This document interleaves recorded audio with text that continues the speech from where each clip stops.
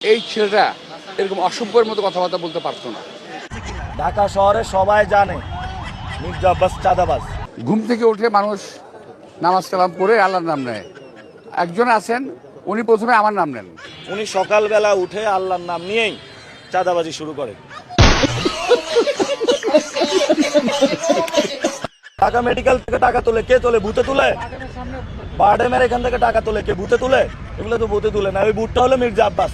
এবং আমি আমার নেতা কর্মীদের প্রতি বলবো ধৈর্য ধারণ করেন, নো রিয়াকশন। 5 তারিখের পরে এই দুর্নীতির মামলা ওনার উঠে গেছে। উনি এখন বাংলাদেশের সবচেয়ে বড় আলেম আল্লামা মির্জা আব্বাস। আমার মনে হয় তো তারেক রহমানও বিপদে আছে এই মির্জা আব্বাসকে নিয়ে, খুবই বিপদে আছে। এই জন্য হলো বলবো বিএনপিও মুক্তি পাইলো মির্জা আব্বাস থেকে, তারেক রহমানও পাইলো, ঢাকা 8 আসনের বাসিন্দারাও পাইলো। তো আমরা এখনো ধৈর্য ধরে আজকে থাকবো নির্বাচন পর্যন্ত, তারপর দেখা যাবে কি হয়।